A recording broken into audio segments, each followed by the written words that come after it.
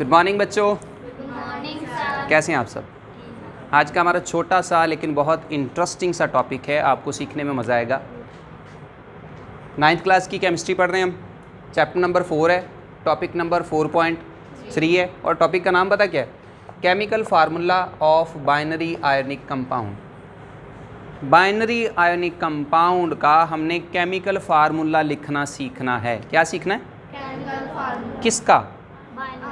Binary ionic compound का। सबसे पहले हम ये सीख लेते हैं कि ये बाइनरी आयोनिक कंपाउंड क्या होते हैं। जब ये आपको बात समझ में आएगी तो फिर इनका हम फार्मूला लिखने का तरीका भी सीख लेंगे, वो भी बड़ा आसान है। आयोनिक कंपाउंड बेटा वो कंपाउंड होते हैं जिनके इंडिविजुअल एटम्स के दरमियान, आइंस के दरमियान आयोनिक बॉन्ड पाया जाता है। 2 टाइप ऑफ द कंपाउंड हमने पीछे अब तक पढ़े हुए ना, covalent compound and ionic compound.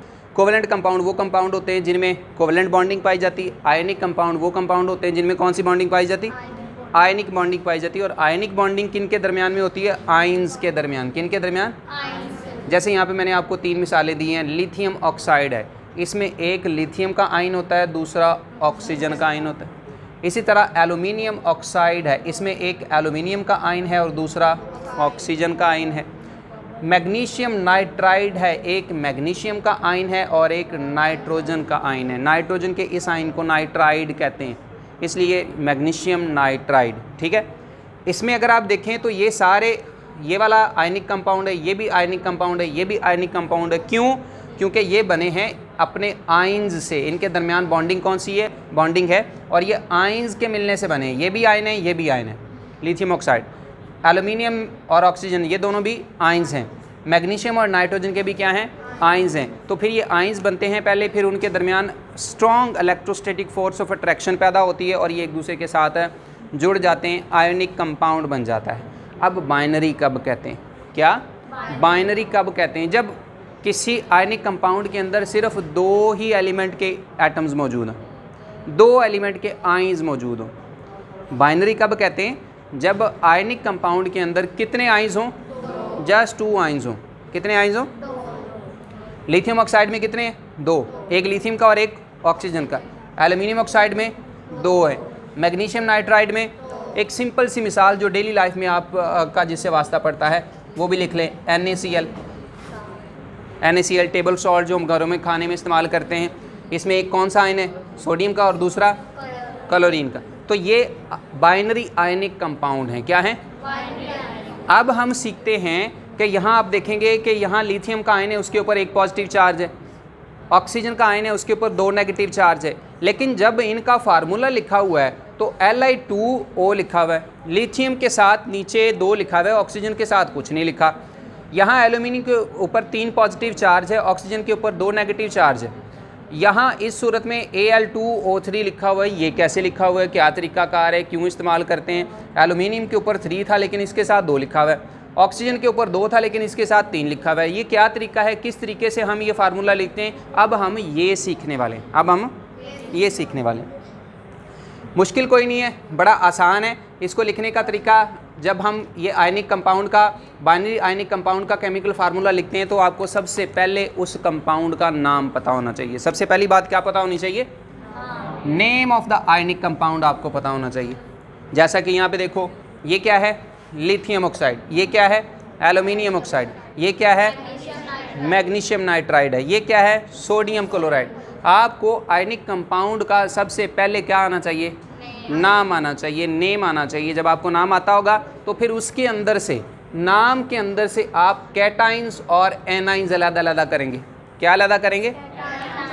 उसके नाम के अंदर से आप पॉजिटिव चार्ज वाला आयन अलग करेंगे, नेगेटिव चार्ज वाला आयन अलग करेंगे। ठीक है, एक मिसाल यहाँ से ले लेते हैं। सबसे पहला हम लिथियम ऑक्साइड का ले लेते हैं। लिथियम ऑक्साइड से क्या समझ में आ रही है? पहले लिथियम कह रहा है, ऑक्साइड कह रहा है, ऑक्सीजन कह रहा है। तो इससे पता ही चलता है कि हमारे पास 2 आयंस हैं, एक लिथियम का और एक ऑक्सीजन का। तो नाम हमारे पास है लिथियम ऑक्साइड से, ये हमारे पास कंपाउंड आ गया। इससे अब हमने 2 आयंस अलग करने हैं। क्या करने हैं? एक हमारे पास लिथियम का आयन आ गया और दूसरा हमारे पास ऑक्सीजन का आयन आ गया। अब पहले लिथियम और ऑक्सीजन को लिख लें, फिर उसके बाद इनकी वैलेंसीज लिख लें। क्या लिख लें? लिथियम पहले ग्रुप का मेंबर है, तो इसकी वैलेंसी जो है वो +1 होती है। क्या होती है? +1 होती है। 1 आप लिख भी लें तो तब भी कोई मसला नहीं, नहीं भी लिखें तो तब भी उसका मतलब यही होता है कि इसकी 1 है। ऑक्सीजन की कितनी है? 2 है। ऑक्सीजन की कितनी है? पॉजिटिव या नेगेटिव? नेगेटिव है। ऑक्सीजन की 2 नेगेटिव है। मोस्ट ऑफ द कंपाउंड्स के अंदर इसकी 2 नेगेटिव होती है, तो ये आपको पहले से ही याद है। आपने लिथियम ऑक्साइड में से लिथियम भी लिख लिया, ऑक्सीजन भी लिख लिया, लिथियम की ऊपर वैलेंसी लिख दी और ऑक्सीजन की ऊपर वैलेंसी लिख दी। यहाँ तक बात क्लियर हो गई है? ठीक है। अब हमने क्या करना है, अब हमने इनकी जो वैलेंसीज है ना, इनकी जो वैलेंसीज, उनको क्रिस क्रॉस मेथड से, क्रिस क्रॉस मैनर से इसकी वैलेंसी को, लिथियम की वैलेंसी को ऑक्सीजन के लोअर राइट कॉर्नर पे लिख देना। लोअर राइट साइड का लोअर वाला कॉर्नर, ऑक्सीजन की वैलेंसी को लिथियम के लोअर राइट कॉर्नर पे लिख देना। ठीक है। ज़हन में ये रखना है कि जब आपने नेम से कैटाइन और एनाइन लिखने हैं तो कैटाइन पहले लिखना है, एनाइन बाद में लिखना है। कैटाइन पहले लिखेंगे, ऐसा नहीं करना कि एनाइन पहले लिख दें नेगेटिव वैलेंसी वाला और पॉजिटिव वाला बाद में लिखें, ऐसा नहीं करना। पॉजिटिव वाला आपने पहले लिखना है और नेगेटिव वाला बाद में लिखना है।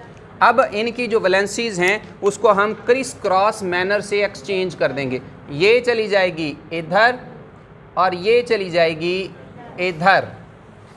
आपने कुछ ऐड नहीं किया, कुछ उसमें से निकाला नहीं है, सिर्फ इनकी वैलेंसीज को एक्सचेंज किया। और जब दोबारा लोअर राइट कॉर्नर पे आपने वैलेंसीज लिखनी है तो फिर उनकी पॉजिटिव या नेगेटिव साइन के साथ नहीं लिखनी, फिर आपने साइन नहीं लिखनी, फिर आपने उसी तरह लिख देनी है। ये वाला ऑक्सीजन का इधर आ गया तो Li2 हो गया, और ये लिथियम का ऑक्सीजन के साथ आ गया 1 है तो 1 लिखने में नहीं आता, 1 लिखने में नहीं आता। तो लिथियम ऑक्साइड का नाम आपके पास आया था, उससे हमने उसका फार्मूला बनाना सीख लिया है। ठीक है। अब हमारा है एल्यूमिनियम ऑक्साइड, दूसरी एग्जांपल है। इसके अंदर एल्यूमिनियम ऑक्साइड के नाम के अंदर आपको क्या क्या सुनाई दे रहा है? एल्यूमिनियम ऑक्साइड से क्या सुनाई दे रहा है? कौन कौन सी एलिमेंट इसमें मौजूद है? एल्यूमिनियम और ऑक्सीजन। ठीक है। तो आप जो है वो पहले एल्यूमिनियम की सिंबल लिख दें, फिर उसके बाद किसकी लिख दें?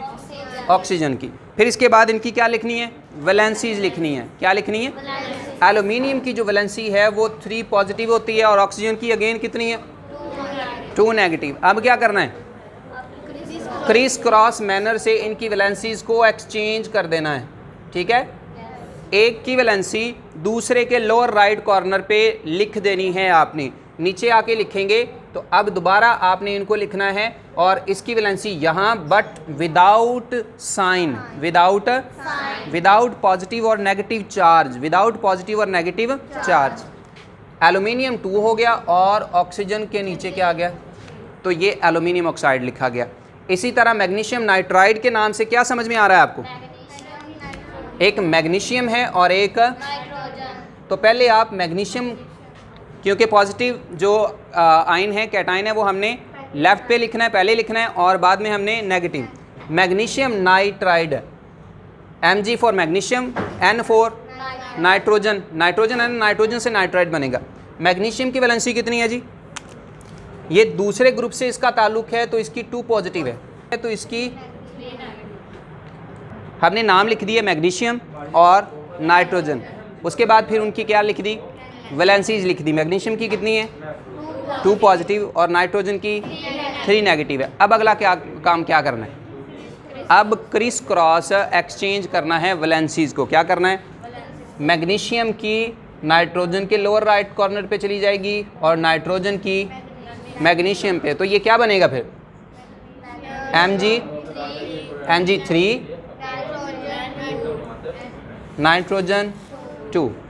अच्छा, अब इसमें आयनिक कंपाउंड के अंदर जब हम केमिकल फार्मूला लिख रहे होते हैं तो at the last, at the end हमारे पास एक न्यूट्रल कंपाउंड आ जाता है। क्या आ जाता है?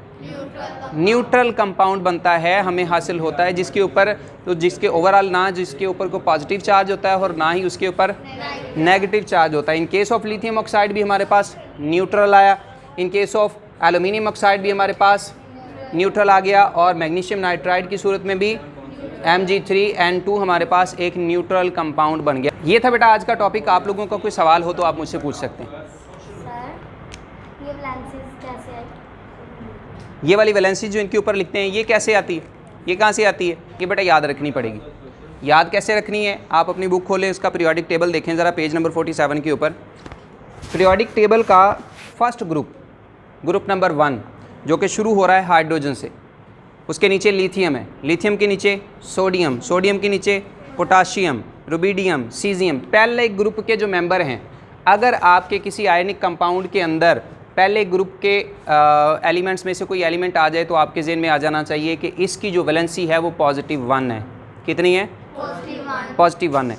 अगर वो दूसरे ग्रुप का मेंबर हो, अगर वो एलिमेंट कैटाइन आपका ग्रुप नंबर 2 से ताल्लुक़ रखता हो, जैसे आज हमारा ये मैग्नीशियम आया, ये ग्रुप नंबर 2 के अंदर है, बेरिलियम के नीचे Mg लिखा हुआ है, मैग्नीशियम, तो ये दूसरे ग्रुप से ताल्लुक़ है। तो अगर कोई दूसरे ग्रुप का मेंबर हो तो उसकी जो वैलेंसी आनी है वो 2 पॉजिटिव है।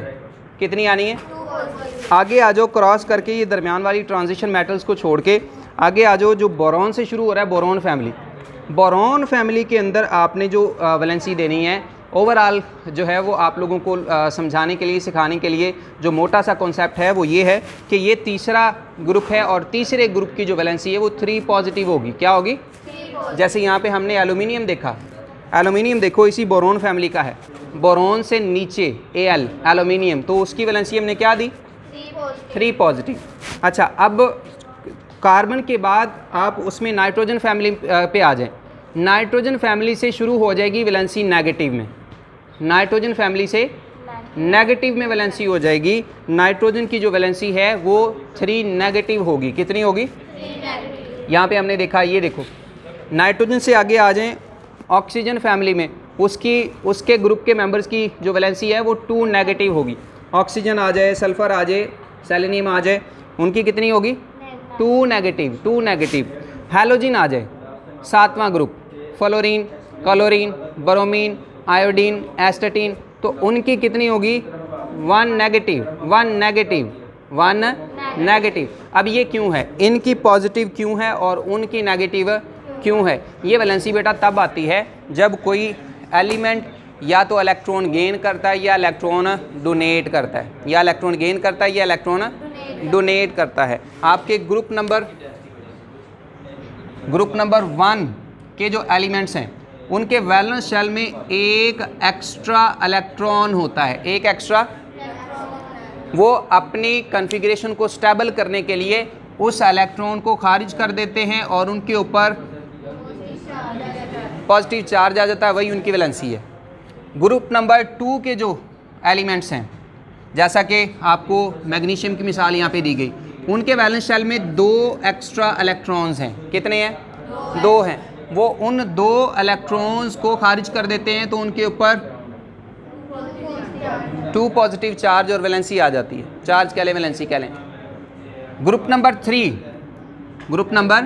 3 उनके वैलेंस शेल के अंदर, जैसा कि आपका एल्यूमिनियम है, उनके वैलेंस शेल के अंदर 3 इलेक्ट्रॉन एक्स्ट्रा होते हैं, 3। वो अपना ऑक्टेट पूरा करने के लिए, स्टेबल कॉन्फ़िगरेशन गेन करने के लिए उन 3 इलेक्ट्रॉन्स को निकाल देते हैं। कितने इलेक्ट्रॉन्स को? तो उनके ऊपर 3 पॉजिटिव चार्ज आ जाता है, उनकी वैलेंसी आ जाती है। ग्रुप नंबर 4 जो है वो कार्बन फैमिली है, उसके वैलेंस शेल के अंदर 4 इलेक्ट्रॉन होते हैं। कितने होते हैं? 4 इलेक्ट्रॉन होते हैं। ये तकरीबन न्यूट्रल बिहेव करता है, ना इसके ऊपर नेगेटिव चार्ज आता है ना इसके ऊपर पॉजिटिव चार्ज आता है, बल्कि ये म्यूचुअल शेयरिंग के साथ बॉन्डिंग बनाता है दूसरे एलिमेंट्स के साथ, म्यूचुअल शेयरिंग के साथ, इलेक्ट्रॉन की म्यूचुअल शेयरिंग के साथ बॉन्डिंग ज़्यादातर बनाता है। ग्रुप नंबर 5 कौन सा वाला? नाइट्रोजन वाला। कौन सा वाला? नाइट्रोजन वाला, जिसमें सबसे पहला उसका मेंबर नाइट्रोजन है। उसके वैलेंस शेल के अंदर अब 5 इलेक्ट्रॉन हैं और ऑक्टेट पूरा करने के लिए 3 चाहिए। ऑक्टेट पूरा करने के लिए अब वो किसी को 5 देने की बजाय 3 इलेक्ट्रॉन किसी से ले लेता है, किसी से। तो जब कोई भी एलिमेंट इलेक्ट्रॉन लेता है तो उस पर नेगेटिव चार्ज आ जाता है और उसकी वैलेंसी भी नेगेटिव में लिखी जाती है, उसकी वैलेंसी भी। बात समझ में आई? इसी तरह अगली आपकी ऑक्सीजन फैमिली है, ग्रुप नंबर 6 ऑक्सीजन फैमिली है। ऑक्सीजन फैमिली के जो ऑक्सीजन फैमिली के जो एलिमेंट्स हैं उनके वैलेंस शेल के अंदर 6 इलेक्ट्रॉन होते हैं। ऑक्टेट पूरा करने के लिए कितने की कमी है? 2 की बेटा ऑक्टेट पूरा करने के लिए 2 की कमी है, 8 पूरा करना है ना, तभी उसका ऑक्टेट पूरा होगा। तो वो 2 इलेक्ट्रॉन किसी से ले लेता है, 6 किसी को देने की बजाय 2 किसी से ले लेता है, इसलिए उसके ऊपर 2 नेगेटिव चार्ज आ जाता है। ये इसकी वैलेंसी है। ग्रुप नंबर 7 है halogen family, fluorine, chlorine, bromine. Fluorine से शुरू होता है। इनके वैलेंस शेल के अंदर 7 इलेक्ट्रॉन्स होते हैं। It is not possible for them कि वो 7 इलेक्ट्रॉन किसी को दे दे। क्या आसान क्या है उनके लिए, वो किसी से 1 इलेक्ट्रॉन ले ले। वो 1 इलेक्ट्रॉन लेना उनके लिए आसान होता है, वो ले लेते हैं, जिसकी वजह से उनके ऊपर 1 नेगेटिव चार्ज आ जाता है, और यही इनकी वैलेंसी होती है, यही इनकी, ठीक है।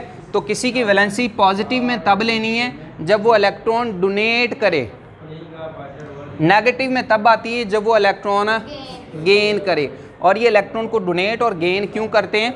For the sake of getting nearest noble gas configuration, करीब तरीन नोबल गैस की कन्फिग्रेशन की तरह की कन्फिग्रेशन हासिल करने के लिए, या अपने आप को स्टेबल करने के लिए, या अपना डुप्लेट या ऑक्टेट पूरा करने के लिए इलेक्ट्रॉन या तो गेन करते हैं या लूज़ करते हैं। समझ में आ गई बात? तो ये बेटा आज का हमारा टॉपिक है। उम्मीद करता हूँ कि आप लोगों को समझ भी आई होगी। अब कोई और सवाल है तो बताएं। एक छोटा सा लेकिन बहुत अहम सवाल इस हमारे टॉपिक से रिलेटेड, जो वीडियो लेक्चर के दौरान नहीं बाद में बच्चे ने पूछा, तो मैंने सोचा कि उसकी भी अलग से वीडियो बना के इसी टॉपिक के साथ अटैच कर दी जाए ताकि बच्चों को समझ आ जाए। पढ़ हम ये रहे हैं कि बाइनरी आयनिक कंपाउंड का फार्मूला कैसे लिखते हैं। तो वहाँ हमने ये सीखा था कि हमें नाम बताया जाता है, और नाम में हमने देखना होता है कि कौन सा पॉजिटिव आयन है और कौन सा नेगेटिव आयन है, दोनों को आमने सामने रख के फिर हम क्रिस क्रॉस तरीके से उनकी वैलेंसीज लिख देते हैं। बच्चे का सवाल ये है कि सर कुछ एलिमेंट्स हमारे पास ऐसे हैं जिनकी 2 वैलेंसीज हैं, जैसे ये कॉपर की 1 पॉजिटिव भी है और 2 पॉजिटिव भी है, आयरन की 2 पॉजिटिव है और 3 पॉजिटिव है, इसी तरह टीन की भी 2 पॉजिटिव है और 4 पॉजिटिव है। कहता है सवाल ये है कि हमें कैसे पता चले कि हमने ये 1 पॉजिटिव वाली कॉपर की इस्तेमाल करनी है, ये 2 पॉजिटिव वाली। मिसाल के तौर पे अगर वो कॉपर ऑक्साइड हमें कहता है तो हमने कौन सी इस्तेमाल करनी, ये वाली या ये वाली। अगर हमें वो आयरन ऑक्साइड कहता है तो हमने कौन सी यूज़ करनी, ये वाली या ये वाली। इसी तरह टीन का कोई कंपाउंड बताता है, टीन क्लोराइड है, कौन सी लगानी, ये वाली या ये वाली। उसके 2 जवाब मैं आपको दूंगा, एक पुराना तरीकाकार जो अब तक राइज था वो, और एक आज जो मौजूदा ज़माने में नई IUPAC रूल्स के मुताबिक जो उसका तरीकाकार है वो भी मैं आपको बताऊंगा। पुराने तरीकाकार के मुताबिक हमारे पास वैलेंसी एक तो लोअर होती है, कम होती है, और एक ज़्यादा होती है, हायर होती है। तो जो लोअर हमारे पास ऑक्सीडेशन स्टेट होती है, कम वैलेंसी होती है, उनके जब कंपाउंड हमारे सामने उनका नाम लिया जाता है तो उसमें उसके लास्ट में OUS का इस्तेमाल होता है। जैसा कि यहाँ पे क्यूप्रस ऑक्साइड है, क्यूप्रस ऑक्साइड में OUS का इस्तेमाल हो गया। इसी तरह अगर हमारे पास ज़्यादा ऑक्सीडेशन स्टेट वाला कॉपर इस्तेमाल होता है तो वो क्यूपरिक ऑक्साइड कहलाता है। तो ये 2 टर्म्स हैं छोटी छोटी, OUS और IC। OUS हम किसी भी कंपाउंड में तब लगाते हैं जब उसमें जो आयन है लोअर वैलेंसी वाला इस्तेमाल होता है, और IC हम तब लगाते हैं जब हमारे पास कंपाउंड के अंदर पॉजिटिव आयन हायर वैलेंसी वाला, हायर ऑक्सीडेशन स्टेट वाला इस्तेमाल होता है। जैसे यहाँ पे कुछ मिसालें लिखी हुई हैं कि क्यूप्रस ऑक्साइड हमें कहता है तो हमने 1 पॉजिटिव वाली वैलेंसी लगानी है, और अगर क्यूपरिक ऑक्साइड कहता है तो हमने वैलेंसी कॉपर की 2 पॉजिटिव लगानी है। इसी तरह आयरन के ऑक्साइड हमें कहता है फेरस ऑक्साइड, फेरस कहता है तो हमने 2 पॉजिटिव यानी कि लोअर वैलेंसी, कम वैलेंसी वाला लगाना है। अगर वो हमें फेरिक ऑक्साइड कहता है तो हमने ज़्यादा वैलेंसी वाला इस्तेमाल करना है, 3 वैलेंसी वाला। इसी तरह टिन की बात कर लेते हैं, स्टेनस क्लोराइड हमें कहता है तो हमने 2 पॉजिटिव वाला लगाना है, और अगर स्टेनिक क्लोराइड कहता है तो 4 पॉजिटिव वाला। तो हमें नाम दिया जाएगा, पहले हमें नाम बताया जाएगा, फिर उसका हमने फार्मूला लिखना है। तो आपने नाम से पहचानना है, अगर क्यूप्रस कहा है तो आपने लोअर वैलेंसी यूज़ करनी है, और अगर क्यूपरिक कहा है तो आपने हायर वैलेंसी इस्तेमाल करनी है। ये तो हो गया पुराना तरीकाकार इसकी वैलेंसी को डिफाइन करने का, कि अगर ये वैलेंसी वाला ये वाला आयन आता है तो क्या बोलना है, ये वाला आता है तो क्या बोलना है। लेकिन आज कल मौजूदा IUPAC रूल्स के मुताबिक इन कंपाउंड्स को ऐसे नहीं लिखा जाता, इनको ऐसे लिखा जाता है IUPAC मॉडर्न रूल्स के मुताबिक कि अगर आपके पास जो भी कंपाउंड है, जैसे कॉपर है, कॉपर की जो है वो एक 1 पॉजिटिव वैलेंसी वाला है और ऑक्सीडेशन स्टेट वाला है, और कॉपर का 2 वाला भी है, तो कैसे लिखा जाता है इनको आजकल बुक्स में आप देखते होंगे, नई किताबों में 2026 में बच्चों की नई किताबों में भी देख लें, उस मेटल का पूरा नाम लिखा जाता है और उसके साथ सामने उसके ऑक्सीडेशन स्टेट को रोमन नंबर्स में ऑक्सीडेशन स्टेट लिख दी जाती है। कॉपर 1 ऑक्साइड अगर वो हमें कहता है तो इसका मतलब कॉपर हमारे पास इसकी जो ऑक्सीडेशन स्टेट है वो 1 है। और जब वो हमें कहता है कॉपर 2 ऑक्साइड तो फिर उसकी ऑक्सीडेशन स्टेट ऐसे उसने 2 की सूरत में लिखी होगी। और अगर किसी में टिन है उसकी 2 ऑक्सीडेशन स्टेट इस्तेमाल होनी है तो वहाँ पे टिन 2 लिखा होगा। और इसी तरह अगर 4 इस्तेमाल होनी है तो टिन 4 लिखा होगा। जैसे टिन क्लोराइड वो कहेगा तो वो हमें लिखा होगा टिन 4 क्लोराइड। तो यहाँ पे रोमन नंबर में उसके नाम के साथ ही उसकी वैलेंसी, उसका ऑक्सीडेशन स्टेट, उसका ऑक्सीडेशन नंबर लिख दिया जाता है। ये आजकल मॉडर्न IUPAC रूल्स के मुताबिक इनको लिखने का तरीकाकार है। तो जब ये आपके सामने आ जाएगा तो ये तो कन्फ्यूजन OUS और IC वाली कन्फ्यूजन ही दूर कर देता है, क्योंकि इसके अंदर ही बताया हुआ है कि उसकी कॉपर की या टिन की या आयरन की ऑक्सीडेशन स्टेट उसमें कंपाउंड में क्या होगी। उम्मीद है कि ये वाली एडिशन भी बच्चों के लिए हेल्पफुल होगी। Thank you.